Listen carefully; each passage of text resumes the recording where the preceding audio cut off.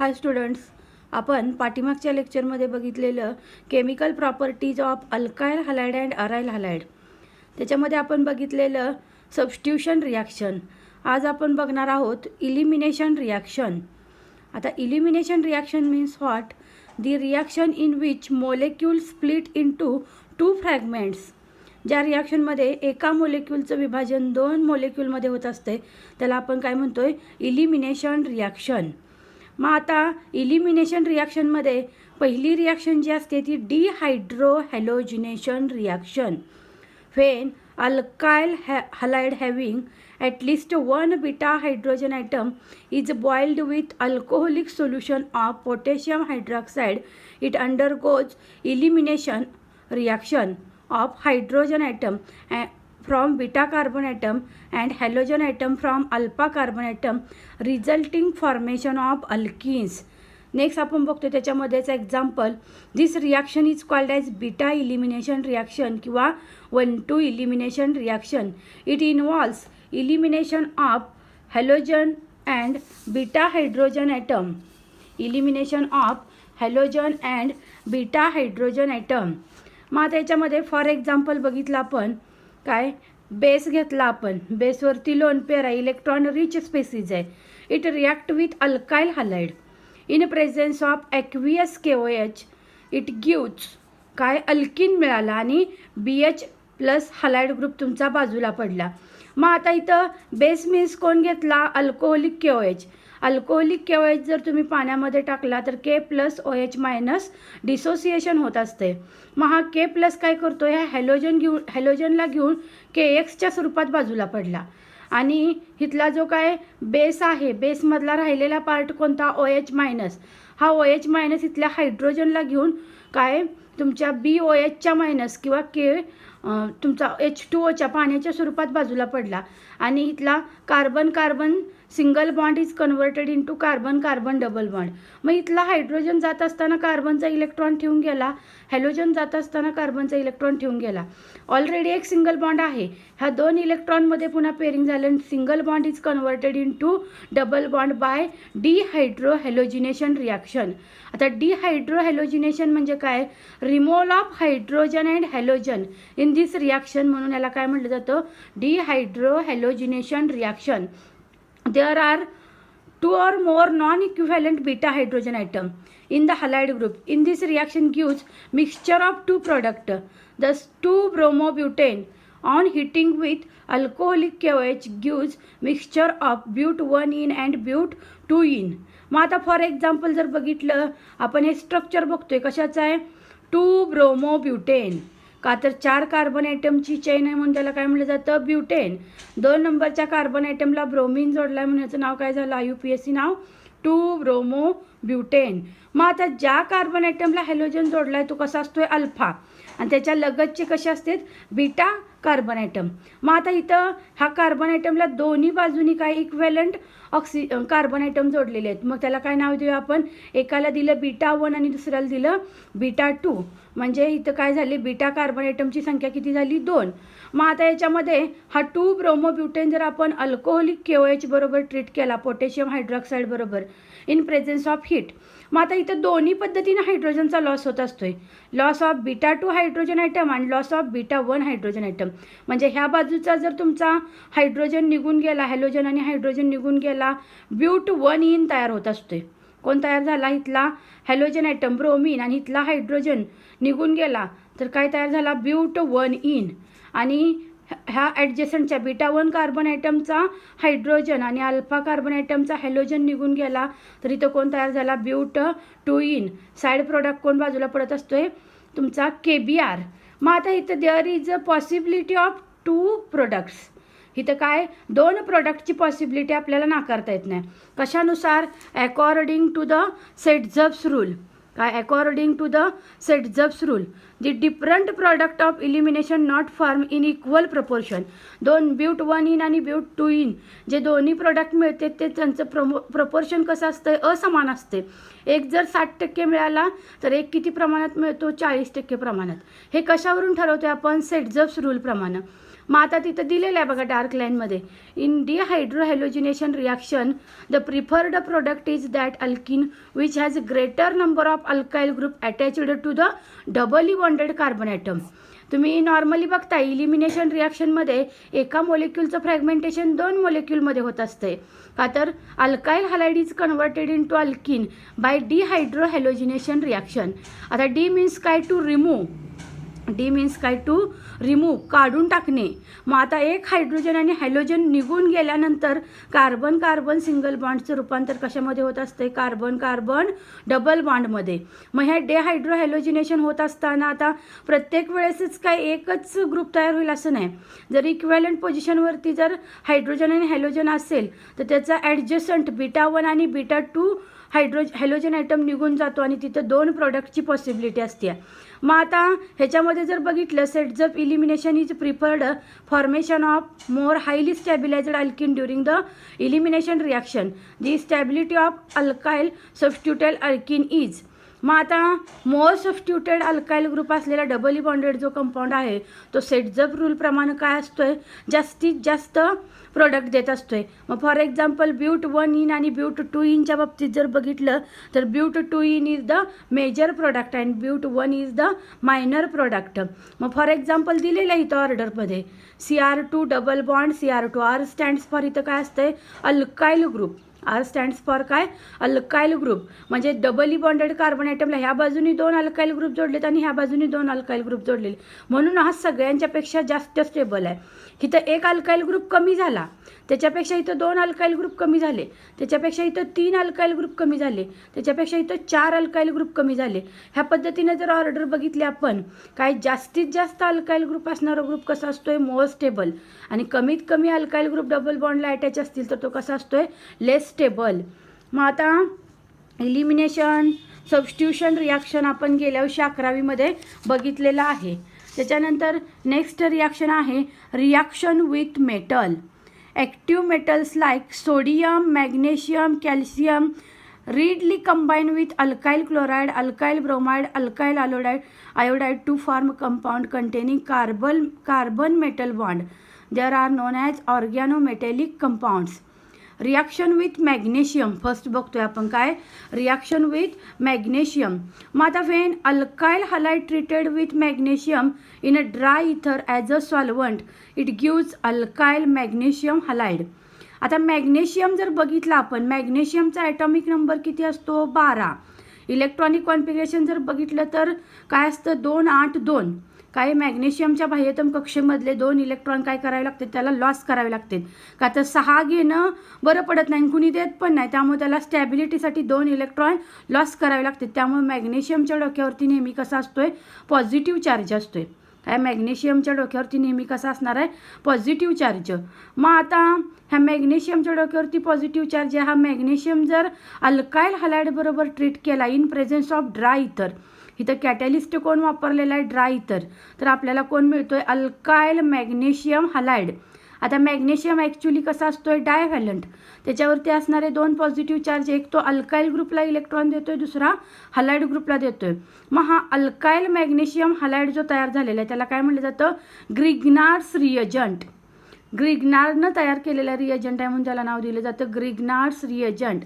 Grignard's reagent are very reactive compound.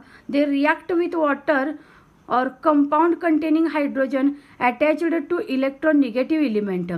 For example दिलेलं आहे खाली, R-MgX stands for alkyl magnesium halide. It react with methyl alcohol. It gives hydrocarbon plus magnesium complex side product पडलेल्या बाजूला. When these alkyl magnesium halide treated with ammonia it gives alkane plus काय मॅग्नेशियमचा complex बाजूला पडलेला आहे. काय एक hydrogen तिथं alkyl ग्रुपला जाऊन मिळाला, त्याचं रूपांतर हायड्रोकार्बन मीन्स काय अल्केनमध्ये झालं R-H मध्ये, आणि तिथं कॉम्प्लेक्स बाजूला पडलेला आहे अमाईनचा, आणि दुसरा तुमचा मिथॉक्सी ग्रुपचा कॉम्प्लेक्स बाजूला पडलेला आहे. आता हे झालं रिॲक्शन विथ ॲक्टिव्ह मेटलमधलं रिॲक्शन विथ मॅग्नेशियम मेटल. मग आता रिॲक्शन विथ मॅग्नेशियम मेटलमध्ये अल्काइल हलाइडला जर मॅग्नेशियम मेटल बरोबर ट्रीट केला, आता मॅग्नेशियम मेटल ट्रीट होत असताना कसा ट्रीट होतोय, मॅग्नेशियमवरती +2 चार्ज आहे म्हणून ह्या R-X बरोबर ट्रीट झाला का, तर हॅलोजनला ऑलरेडी एका इलेक्ट्रॉनची गरज असते, अल्काईल ग्रुपला ऑलरेडी एका इलेक्ट्रॉनची गरज असते. मॅग्नेशियम काय करतो, आपले दोन्ही इलेक्ट्रॉन पार्शियली डिस्ट्रीब्यूट करतोय. अर्धा एक इलेक्ट्रॉन कुणाला, तुमच्या अल्काईल ग्रुपला, आणि एक इलेक्ट्रॉन कुणाला, हलाइड ग्रुपला. दोन्ही इलेक्ट्रॉन डिस्ट्रीब्यूट करून काय करतोय, मॅग्नेशियमच्या डोक्यावरती प्लस चार्ज आणि हलाइड ग्रुपवरती मायनस, अल्काईल ग्रुपवरती मायनस चार्ज. त्यामुळं R-MgX म्हणजे alkyl magnesium halide, that is Grignard's reagent, काय कॉल्ड ॲज ग्रिग्नार्ड्स रिएजंट तयार होते. Grignard's reagent is very reactive compound. It is used in the organic chemistry by reagent. Next आहे Wurtz reaction. Next आहे कोणती, Wurtz reaction. When alkyl halide react with metallic sodium in a dry ether as a solvent from higher alkane containing double number of carbon atom present in the alkyl halide. This reaction is called as Woods reaction. आता इथं already दिलेलं आहे आपल्याला, referred as standard 11th chemistry textbook. Alkane या टॉपिकमध्ये 11वीमध्ये झालेली आहे reaction आपल्याला. When alkyl halide treated with sodium metal in presence of dry ether, it gives, काय म्हटलं जातं, इट गिव्स अल्केन्स. मग आता lower member of alkyl halide जर कन्सिडर केला आपण, फॉर एक्झाम्पल बघतोय आपण twice R-X treated with twice Na in presence of dry ether. Dry इथरचं काम काय, कॅटलिस्ट. R-R प्लस NaX बाजूला पडला. एक्झाम्पल घेतलं, when ethyl bromide treated with sodium metal in presence of dry ether, it gives butane. आता दोन ethyl group जर एकत्र आले by elimination of halide group, ह्या दोन्ही इथाईल ग्रुपमधल्या जर ब्रोमिन आयटमनं सोडियम बरोबर बाजूला पडले ट्वाईस NaBrच्या स्वरूपात, तर काय दोन इथाईल ग्रुप एकमेकासोबत जोडले तर आपल्याला लॉंग चेन मिळते ब्युटेनची. लोअर मेंबर म्हणजे कमीत कमी कार्बन असणारा मेंबर आपण सुरुवातीला कोण घेतलेला, इथाईल ब्रोमाइड. इथ म्हणजे काय, 2 कार्बन आयटम. ब्यूट म्हणजे काय, 4 कार्बन आयटम. मग ह्या इथाईल ब्रोमाइडचं रूपांतर कशामध्ये होतं आहे, ब्युटेनमध्ये. Lower member of alkyl halide is converted into higher alkanes is the specific characteristic of Wurtz reaction. मग आता हे झालं, lower member of alkyl halide is converted into higher alkane. त्याच्यासाठी सोडियम मेटल बरोबर रिॲक्शन करावी लागते in presence of dry ether. Next आपण example बघतोय, when mixture of 2 different alkyl halide is used, there is a possibility of 3 compounds. मग आता फेन methyl bromide and ethyl bromide treated with sodium in presence of dry ether, it gives ethane. आता इथं coupling reaction झालं, methyl ब्रोमाइडमध्ये mix झाला, mixture घेतलेला आहे आपण methyl bromide आणि इथाईल ब्रोमाइडचं. पण त्या मिश्रणामध्ये मिथाईलमध्ये जर मिक्स झाला तर इथेनमध्ये रूपांतर होतं. इथाईल आणि मिथाईल दोघं एकमेकामध्ये मिक्स झालं तर प्रोपेन मिळतो, आणि इथाईल स्वतःमध्ये मिक्स झाला तर ब्युटेन मिळतो, आणि side product NaBr as usually बाहेर पडणार आहे. दिस रिॲक्शन इज कॉल्ड ॲज, काय म्हटलं जातं, वुड्स रिॲक्शन. नेक्स्ट आहे reaction of hello arenes with metal. मग आता ह्या हॅलो अरिन्सच्या रिॲक्शन मेटल बरोबर बघायचे त्या. The reaction of aryl halide and alkyl halide react with the sodium metal in presence of dry ether to gives Wurtz Fittig reaction. This is an extension of Wurtz reaction was carried out by Fittig. This reaction allows alkylation of aryl halide. When bromobenzene. आता aryl halide म्हटल्यानंतर benzene रिंगला जोडलेला halide group. मग आता bromine group काय benzene रिंगला जोडला आहे म्हणून bromobenzene react with methyl bromide in presence of sodium and dry ether, it gives toluene. Plus side product काय बाजूला पडतोय, ट्वाईस NaBr. मग आता बॅलन्सिंगसाठी केवळ काय घ्यावं लागणार आहे आपल्याला, 2 सोडियम मेटल घ्यावे लागणार आहेत. मग आता इथल्या ब्रोमिनला रिप्लेस करून तिथं तुमचा मिथाईल ग्रुप अटॅच झालेला आहे, आणि NaBrच्या स्वरूपात काय सोडियम ब्रोमाइड बाजूला पडला. मग कोण मिळाला, अल्कायलेशन ऑफ अराईल हलाइड झालं, इथं काय टोल्लीन मिळाला. ही रिॲक्शन कुणाच्या सान्निध्यात घडून येते, ड्राय इथरच्या. म्हणून in this case only aryl halide take part in the reaction. Product is biphenyl and this reaction is called as Fittig reaction. आता नेक्स्ट बघितलं आपण chlorobenzene react with the sodium metal. आता क्लोरोबेन्झिनचे 2 मॉलिक्यूल घेतले आपण इथं.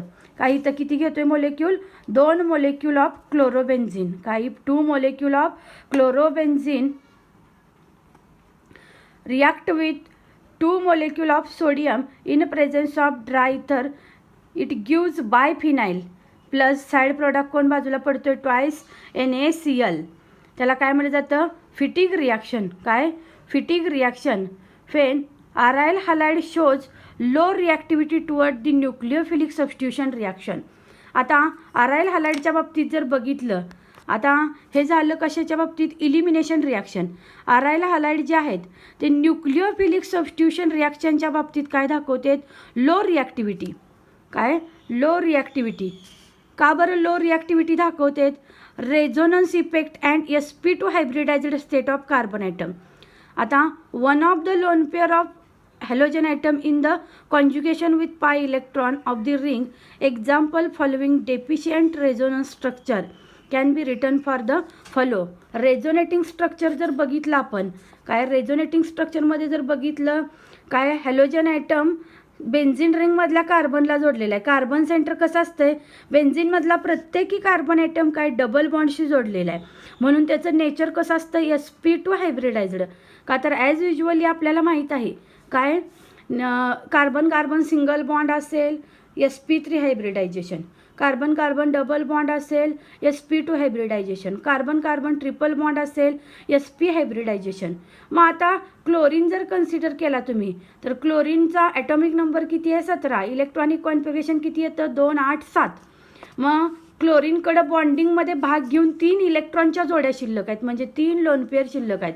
त्यातली एक जोडी काय केली? क्लोरीननं आपली रिंग सिस्टीमला दिली. काय? रिंग सिस्टीमला दिली. रिंगची रिॲक्टिव्हिटी एवढी असते की आपले इलेक्ट्रॉन असून तो क्लोरीनचे काढून घेतोय. क्लोरीननं रिंग सिस्टीमला इलेक्ट्रॉन दिला. कार्बन आणि क्लोरीनमध्ये, रिंगचा कार्बन आणि क्लोरीनमध्ये डबल बॉन्ड तयार झाला. नेक्स्ट कार्बन ॲटमवरती चार्ज आला. हा पेअर इकडे शिफ्ट झाला. काय? पुन्हा आर्थो आणि पॅरा पोझिशनला इलेक्ट्रॉनची डेन्सिटी आली. पुन्हा हा बॉन्ड इकडे शिफ्ट केला. काय आलं तुमचा? पुन्हा आर्थो पोझिशनला चार्ज आला. पुन्हा हा इकडे शिफ्ट केला. क्लोरीनचे जसे आहेत तसे इलेक्ट्रॉन आले. म्हणजे कार्बन आणि क्लोरीनमधला जो काही इलेक्ट्रॉन घेण्याचा प्रवाह आहे, आर्थो आणि पॅरा पोझिशनला इलेक्ट्रॉनची डेन्सिटी दाखवतोय. म्हणजे ऑलरेडी एक ग्रुप जर जोडला असेल रिंगला तरी येणाऱ्या ग्रुपला जागा कुठे मिळत असते? आर्थो आणि पॅरा पोझिशनला. मग आता हे जे काही क्लोरोबेन्झिनचं स्ट्रक्चर आहे, किती रेझोनेटिंग स्ट्रक्चर देतं? एकूण 5 रेझोनेटिंग स्ट्रक्चर देते. One of the lone pair of electron on halogen atom is conjugation with the pi electron of the ring. For example following different resonating structure can be written for following chlorobenzene. मग आता resonating structure second, third and fourth shows double bond character to the carbon chlorine bond. Thus, carbon-chlorine bond in the chlorobenzene is stronger and shorter than chloroalkane molecule. CCl bond length in chlorobenzene is 169 picometer as compared to the CCl bond length in alkyl halide 178 picometer. Hence, it is difficult to break. कशामुळे आता carbon आणि क्लोरीनमधला bond easily break होऊ शकत नाही? का तर it shows partially double bond character. त्यामुळे त्याची बॉन्ड लेंथ कशी असते? 169 पिकोमीटर. आणि अल्काइल हलाइडमधली कार्बन क्लोरीन बॉन्ड लेंथ असते 178 पिकोमीटर. त्यामुळे तो इझिली ब्रेक होऊ शकत नाही. Phenyl cation produced due to self ionisation of haloarene will not be stabilised by resonance which rules out possibility of SN1 mechanism. Backside attack of nucleophile is blocked by the aromatic ring which rules out SN2 mechanism. Thus, nucleophilic substitution reaction involving cleavage of carbon halogen bond in haloarine proceed in the difficulty. However, in presence of group at certain position of the halide toward the substitution, for example, in presence of electron withdrawing group at ortho and para position. काय, for example electron withdrawing group. Electron withdrawing group म्हणजे काय, electron काढून घेणारे ग्रुप. At the ortho and para position greatly increases reactivity. Haloarenes toward the substitution halogen atom. Greater the number of electron withdrawing group at ortho and para position greater is the reactivity.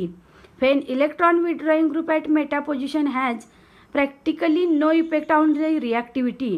For example जर बघितलं, para नायट्रोक्लोरोबेन्झिन घेतला आपण. आता हा सुद्धा hello आरिन्सच आहे. 1,4 position बघितली तर आपण काय, क्लोरीनला 1 नंबर दिला आणि नायट्रोजनला 4 नंबर येतोय. 1,4 पोझिशन प्रमाणे जर बघितलं तर पॅरा नायट्रोक्लोरोबेन्झिन आहे. Treated with sodium hydroxide in presence of water it gives para nitrophenol. आता इथला OH मायनस ग्रुप जो आहे तो काय करतोय, क्लोरीनला रिप्लेस करतोय आणि जागा मिळवतोय.